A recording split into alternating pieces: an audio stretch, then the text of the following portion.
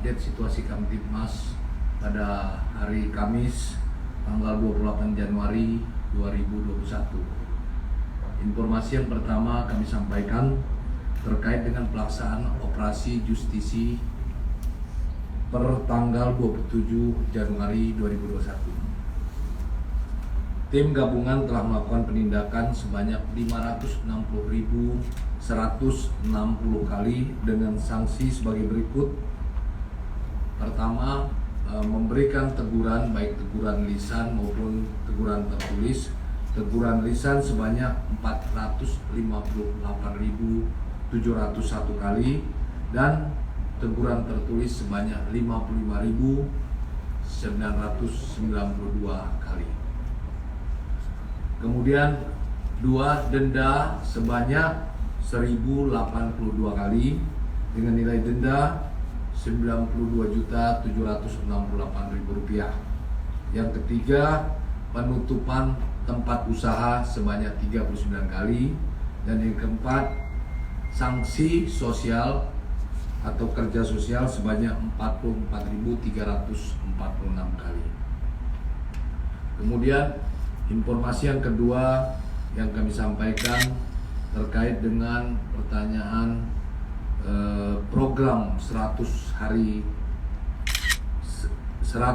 hari pertama Kapolri. Hal tersebut masih dirumuskan dalam Komando WIS dan yang nantinya akan diterapkan pada masing-masing Satker Polri. Program prioritas tersebut akan diterapkan melalui rencana aksi masing-masing Satker Polri. Memang sebelumnya telah disampaikan, salah satunya adalah bagaimana Polri akan merubah bentuk pelayanan yang transparan di tingkat Polsek. Kemudian salah satunya yang akan dilakukan adalah penyelesaian kasus-kasus yang menjadi perhatian publik. Kemudian yang berikut adalah terkait dengan penunjukan Kabareskrim.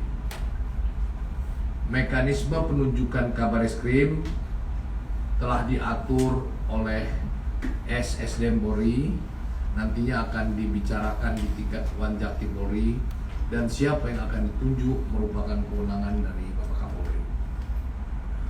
Kemudian yang keempat terkait dengan gangguan Kamtibmas minggu ketiga di tahun 2021. Secara umum, tren gangguan Kamtibmas bila dibandingkan minggu kedua dengan minggu ketiga mengalami penurunan. Minggu ketiga sebanyak 4.879, sedangkan minggu kedua 4.886. Artinya mengalami penurunan sebanyak 7 kejadian atau 0,14%. Kemudian dilihat dari data tren situasi jenis kejahatan, kami sampaikan bahwa kejahatan konvensional minggu kedua 3.999, sedangkan minggu ketiga 4.023. Artinya kejahatan konvensional mengalami peningkatan sebanyak 24 kejadian atau 0,6%. Kemudian kejahatan transnasional minggu kedua 830 kejadian, minggu ketiga 789 kejadian, artinya mengalami penurunan sebanyak 41 kejadian atau 4,94%. Kemudian yang ketiga, kejahatan terhadap kekayaan negara. Minggu kedua terjadi 57 kejadian, minggu ketiga 63 kejadian. Artinya mengalami peningkatan sebanyak 6 kejadian atau 10,53%. Kemudian yang keempat, kejahatan berimplikasi kontingensi. Minggu kedua tidak ada kejadian, minggu ketiga sebanyak 4 kejadian, artinya mengalami kenaikan 4 kasus atau 4 kejadian. Pada minggu ketiga yang menjadi catatan kepolisian ada 5 kasus kejahatan konvensional yang jumlah kejadiannya tinggi. Antara lain kasus narkotika sebanyak 749 kejadian. Yang kedua, kasus curat atau pencurian dengan pemerataan sebanyak 565 kejadian. Kasus penggelapan sebanyak 366 kejadian. Kasus curanmor R2 kendaraan roda 2 sebanyak 211 kejadian, dan kasus judi sebanyak 86 kejadian. Berikut yang kelima adalah data kecelakaan lalu lintas minggu ketiga tahun 2021.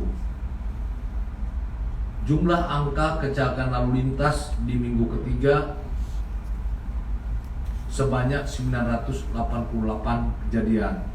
Meninggal dunia sebanyak 215 orang, luka berat sebanyak 125 orang, luka ringan sebanyak 1.142 orang, dengan kerugian material 1.978.200 rupiah.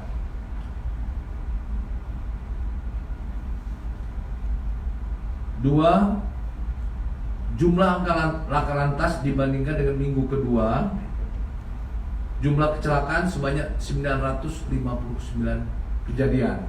Meninggal dunia sebanyak 222 orang, luka berat 142 orang, luka ringan sebanyak 1.028 orang, kerugian material 2.026.960.000 rupiah.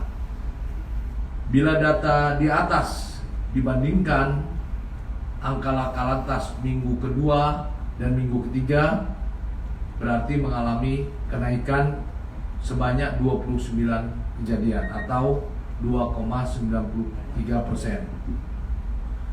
Kemudian kita melihat Polda yang memiliki angka kecelakaan lalu lintas tertinggi pada minggu ketiga, yaitu pertama Polda Jawa Timur, angka laka lantas sebanyak 234 kejadian dengan angka meninggal dunia sebanyak 43 orang, luka berat 11 orang, dan luka ringan sebanyak 316 orang. Adapun kerugian material 399.400.000 rupiah. Kemudian Polda Jawa Tengah, jumlah angka laka lantas sebanyak 222 kejadian, meninggal dunia 24 orang, luka berat sebanyak 3 orang, dan luka ringan sebanyak 247 orang, dengan kerugian material sebesar 160 juta rupiah. Yang ketiga adalah Polda Jawa Barat, jumlah angka kecelakaan lalu lintas sebanyak 88 kejadian, meninggal dunia sebanyak 24 orang, luka berat sebanyak 20 orang, luka ringan sebanyak 83 orang, dan kerugian material sebanyak 171.150.000 rupiah. Yang keempat, Polda DIY, jumlah angka laka lantasnya ada 59 kejadian dengan angka meninggal dunia 2 orang, luka berat nihil, luka ringan sebanyak 76 orang, kerugian material sebanyak 76.750.000 rupiah. Yang kelima adalah Polda Sumatera Utara, angka laka lantas sebanyak 51 orang. Ulangi, angka laka lantas sebanyak 51 kejadian, meninggal dunia sebanyak 20 orang, luka berat sebanyak 19 orang, luka ringan sebanyak 61 orang, dan kerugian material sebanyak 120.600.000 rupiah. Demikian yang kami sampaikan kepada rekan-rekan media. Terima kasih atas perhatiannya. Wassalamualaikum warahmatullahi wabarakatuh. Om Santi Santi Santi Om. nama budaya, salam kebajikan, dan salam sehat. Maaf Pak, tadi ketinggalan soal agenda pertama Kapolri apa Pak hari ini, terus juga tadi soal pengganti Kabar Eskrim sudah sejauh mana, terus juga perkembangan kasus Ambrosius Pak. Demikian, terima kasih. Jadi banyak ini pertanyaannya, ada 3 ya. Saya sampaikan tadi untuk 100 hari pertama Kapolri, hal tersebut tadi baru disampaikan dalam Komando Ruis ya. Nantinya akan diterapkan pada masing-masing satuan kerja di lingkungan Polri. Kemudian program prioritas tersebut akan diterapkan pada rencana aksi masing-masing satker. Seperti kita tahu yang telah disampaikan oleh Bapak Kapolri pada saat fit and proper test, ada 2 hal yang disampaikan. Yang pertama adalah terkait dengan perubahan postur pelayanan di tingkat polsek nanti ya. Perubahan polsek nanti itu akan disusun ya, dalam bentuk apa, nanti lebih transparansi dengan mengedepankan pemberdayaan, pemeliharaan keamanan dan ketertiban masyarakat. Ya, saya ulangi, mengedepankan Harkamtipmas. Jadi bukan berarti mengedepankan Harkamtipmas, bukan mengedepankan penegakan hukum untuk postur pelayanan di tingkat polsek. Ya. Kemudian untuk penunjukan Kabar Eskrim, saya sampaikan itu nanti akan dibicarakan di Dewan Wanjakti, Dewan Kebijakan Tingkat Tinggi ya. Tentunya nanti direkomendasikan kepada Kapolri, dan itu merupakan Kapolri untuk siapa yang akan ditunjuk menjadi Kabar Eskrim ya. Kemudian yang ketiga, untuk update perkembangan seperti saya sampaikan, itu update nanti akan disampaikan oleh update situasi bagaimana perkembangan kasus AN ya, kasus AN nanti update-nya akan disampaikan oleh Pak Kadif Humas ya. Mungkin itu saja ya. Terima kasih sekali lagi. Wassalamualaikum warahmatullahi wabarakatuh.